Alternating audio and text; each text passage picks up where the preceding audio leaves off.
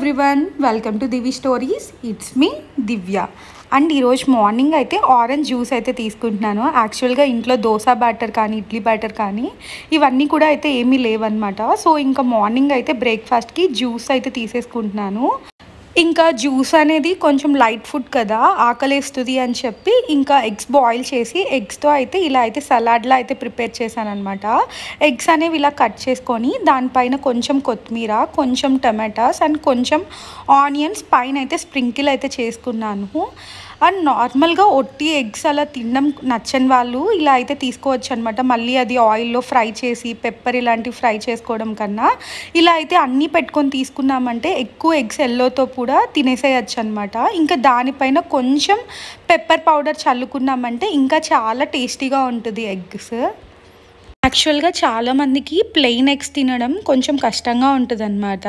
అలాగే నేను కూడా ప్లెయిన్ ఎగ్ అయితే నేను అస్సలు తినలేను. సో ఆయిల్లో ఫ్రై చేసుకొని కానీ అలా అయితే తినగలను. సో ఇలా నార్మల్గా కట్ చేసుకొని ఇలా స్ప్రింకిల్ చేసుకొని పెప్పర్ కానీ అట్లా తీసుకున్నామంటే చాలా బాగుంటుంది. ఇంకా ఆఫ్టర్నూన్ లంచ్కి అయితే ఇంకా కటింగ్ అన్నీ కూడా అయితే చేసుకుంటున్నాను అనమాట. ఇక్కడైతే బీరకాయ అయితే కట్ చేసుకుంటున్నాను.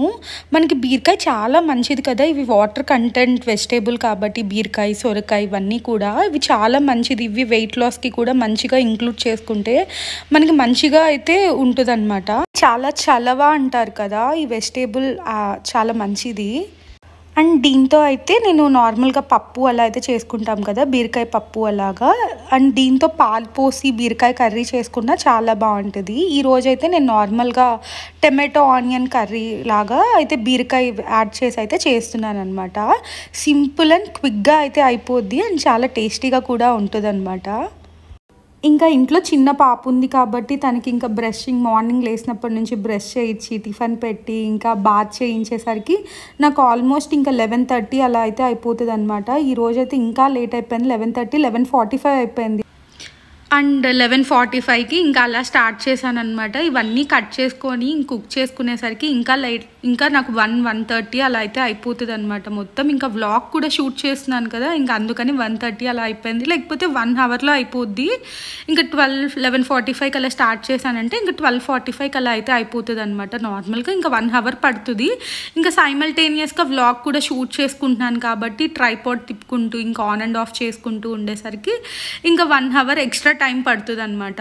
ఇంకా ఇక్కడైతే ఆనియన్స్ అయితే ఫ్రై చేసేసుకొని కొంచెం పచ్చిమిరపకాయలు అండ్ లైక్ సేమ్ అనమాట, మనం టమాటో ఆనియన్ కర్రీ ఎలా అయితే చేసుకుంటామో అలానే అయితే చేసుకోవాలి. కొంచెం దీంట్లో ఇంకా బీరకాయ కూడా యాడ్ చేసుకుంటున్నాము అంతే అనమాట. ఇంకా టమాటాస్ కొంచెం మగ్గాక దాంతోపాటే ఇంకా బీరకాయ కూడా అయితే యాడ్ చేసేసుకుంటున్నాను. యాక్చువల్గా ఇప్పుడు నేను బాగా సన్నగా అయితే చాప్ చేసుకున్నాను అనమాట టమాటాస్. లేకపోతే మళ్ళీ కొంచెం దబ్బగా అలా అయితే ఉంటాయి కదా కొన్నిసార్లు. ఇంకా మొత్తం అయితే కుక్ అయ్యేసరికి దాంట్లో అయితే కర్రీలో మంచిగా అయితే కలిసిపోతుంది. ఇంకా నేను బీరకాయ కూడా అలానే సన్నగా ఎర్రగడ్డలు తరుక్కున్నట్టు అలానే సన్నగా అయితే చాప్ చేసుకున్నాను అనమాట బీరకాయ కూడా. నాకు మా హస్బెండ్తోనే అనమాట కొంచెం ఫుడ్ దగ్గర ప్రాబ్లం. మా పాప కూడా అయితే నీట్గా కలిపేసి కొంచెం అన్నం మంచిగా కలిపేసి కొంచెం నెయ్యి వేసేసినా కూడా కొంచెం తింటుంది. ఇంకా మా హస్బెండే అనమాట కొన్ని వెజిటేబుల్స్ అయితే అస్సలకే తాకరు. ఇలా అయితే సొరకాయ కర్రీ ఇంకా బీరకాయ కర్రీ ఇలా అయితే చెప్పామంటే ఇంకా అసలుకే తినరనమాట. ఇంకా అందుకని నాకు కటింగ్లో చాలా సన్నగా అసలు ఏంటి ఆ వెజిటేబుల్ అనేది తెలియకుండా అయితే కట్ చేస్తాను. ఇంక కుక్ చేసే టైంలో అవి మంచిగా కుక్ అయిపోయి ఆ కర్రీ గ్రేవీలో అయితే కలిసిపోతాయి కదా. ఇంకా నేను మా హస్బెండ్కి అయితే ఇది నార్మల్ టమాటా కర్రీ అని అయితే చెప్తా అనమాట. ఇంకా బీరకాయ యాడ్ చేయడం వల్ల కొంచెం టేస్ట్ అయితే డిఫరెన్స్ అయితే ఉంటుంది కదా. ఇంకా వాళ్ళైతే అర్థం అవుతుంది దీంట్లో ఏదో వెజిటేబుల్ అయితే కట్ చేసి వేసాను, ఏదో కర్రీ ఇది అని అయితే అర్థం అవుతుంది. ఇంకా సరే అని చెప్పి ఇంకా తినేస్తారు. లేకపోతే అవి మాత్రం పక్కకు తీసి పెట్టేయడము, ఆ బీరకాయ సన్నగా కట్ చేసినవి అట్లా అయితే జరుగుతూ అయితే ఉంటుంది. అండ్ ఇంకా దాంతోపాటు అయితే ఇంకా తోటాకు ఫ్రై అయితే చేస్తున్నాను అనమాట. ఈరోజు మార్నింగే వెళ్ళి నేను వెజిటేబుల్స్ అన్నీ కూడా అయితే తెచ్చుకున్నాను. ఇంకా ఫ్రెష్గా అయితే ఉంది, లేకపోతే ఫ్రిడ్జ్లో అలా కట్ చేసి పెడితే కూడా కొంచెం వాడిపోయినట్టు అలా అయితే ఉంటుంది కదా. సో నాకు ఆకుకూర ఫ్రై చేయడం నాకు చాలా ఈజీ అనమాట. చాలా త్వరగా అయిపోద్ది. ఇష్టంగా కూడా చేస్తాను ఆకుకూర ఫ్రై చేయమంటే. అండ్ ఎక్కువ వీక్లో ఒక 2-3 టైమ్స్ అన్నా ఆకుకూర అయితే చేస్తూ అయితే ఉంటానన్నమాట. ఒకరోజు ఆకుకూర ఫ్రై, ఒకరోజు ఆకుకూర పప్పు, ఒకరోజు ఇంకేదైనా అలా అయితే చేస్తూ అయితే ఉంటాను. ఫస్ట్ అయితే తాలింపు అయితే పెట్టేసుకుంటున్నాను. కొంచెం ఎక్కువ ఎండుమిరపకాయలు అయితే వేసుకున్నాను అనమాట. ఇలా అయితే నేను కారం కూడా అయితే ఏం యాడ్ చేయను. కొంచెం ఆనియన్స్ కట్ చేసేసుకొని తెల్లగడ్డ కొంచెం స్మాష్ చేసేసి ఇంకా తాలింపులోనే వేసేసుకున్నాను కాబట్టి ఇంకా మూత పెట్టేసి ఆకుకూర కొంచెం మగ్గాక ఈరోజు కొంచెం డిఫరెంట్గా పెసరపప్పు అయితే యాడ్ చేశాను అనమాట. ఇంకా కుకింగ్ స్టార్ట్ చేసే ముందర ఒక ½ అన్ అవర్ ముందర అయితే నానపెట్టుకున్నాను పెసరపప్పు. అప్పుడప్పుడు మనం ఒట్టి ఆకుకూర ఫ్రైయే కాకుండా ఇలా మిక్స్ చేసుకున్నామంటే మంచిగా టేస్టీగా కూడా ఉంటుంది. ఎప్పుడు ఒకటే రొటీన్ ఫ్రైలా కాకుండా మనకు కూడా ఏమీ బోర్ కొట్టకుండా అలా అయితే ఉంటుంది అనమాట. ఆకుకూర ఫ్రై చేయడం చాలా ఈజీ అండ్ చాలా క్విక్గా కూడా అయిపోద్ది. మనం కటింగ్ చేసుకుంటున్నంత టైం కూడా అయితే పట్టదు. కొంచెం మూత పెట్టేసుకొని దగ్గరే ఉండి కొంచెం కలుపుకుంటూ ఉన్నామంటే చాలా బాగుంటుంది. మనకు చూసారా చాలా ఫ్రెష్గా వాడిపోయినట్టుగా కానీ అట్లా ఏమీ లేకుండా మంచిగా అయితే కుక్ అవుతుంది అనమాట. అండ్ ఇక్కడైతే నా ప్లేట్ని ఆఫ్టర్నూన్ లంచ్ ప్లేట్ని అయితే రెడీ చేసుకుంటున్నాను. ఇలా అయితే పొడుగ్గా కట్ చేసుకున్నాను అనమాట. క్యారెట్ మనం అప్పుడప్పుడు కొంచెం డిఫరెంట్గా పెట్టుకుంటూ ఉంటేనే కదా సలాడ్స్ కూడా మనకి బాగా తినాలనిపిస్తుంది కటింగ్లో. అండ్ ఇక్కడైతే కీరా కూడా అయితే తీసుకున్నాను. ఇంకా బీరకాయ పప్పు, ఒక చిన్ని బౌల్ మనం చేసుకున్నాం కదా తోటాకులో పెసరపప్పు వేసుకున్న ఫ్రై, ఇది కూడా యాడ్ చేసేసుకొని ఒక చిన్న కప్ ఆఫ్ పెరుగు అయితే తీసుకున్నాను అనమాట. అదైతే నేను ఒట్టిగానే తినేస్తున్నాను. ఇంకా రైస్లో కూడా అయితే మిక్స్ చేసుకోకుండా ఇలా అయితే మనం కొంచెం లిమిటెడ్ పోర్షన్లో మంచిగా ట్రై చేసుకున్నామంటే చాలా బాగుంటుంది. ఎక్కువసేపు ఇలా కూడా ఆకలి కూడా అయితే ఏం వేయదనమాట. మన లంచ్ ప్లేట్ అనేది ఇలా కలర్ఫుల్గా అయితే రెడీ చేసుకున్నాం అనమాట. మనం కలర్ఫుల్గా ప్రెజెంట్ చేసుకున్నామంటే మనకు కూడా తినాలని చెప్పి అట్లా అయితే అనిపిస్తుంది. ఇంకా ఆఫ్టర్నూన్ లంచ్ అయిపోయాక ఇంకా అరౌండ్ 3:30-4 o'clock అయితే ఇంకా వాటర్ మిలన్ అయితే కట్ చేస్తానన్నమాట. ఇంకా ఇంట్లో మా పాపకి ఇంకా హస్బెండ్కి ఇంకా అయితే యాక్చువల్గా ఈ వాటర్ మిలన్ తెచ్చి ఒక 2-3 days అయితే అవుతుంది. ఇంకా సర్లే మళ్ళీ కట్ చేసుకుందామని చెప్పి అలానే సైడ్ ఉంచేసాను. ఇంకా ఆఫ్టర్నూన్ అయితే ఇంకా పాపకి హస్బెండ్కి అయితే ఇంకా వాటర్ మిలన్ కట్ చేసి పెడదాము అని చెప్పి ఇంకా కట్ చేస్తున్నాను. ఇంకా చూస్తేనే అర్థమవుతుంది కదా మొత్తం వాటర్ మిలన్ అంటే ఒక సైడ్ అంతా వైటిష్గా అయితే అలా ఉంది.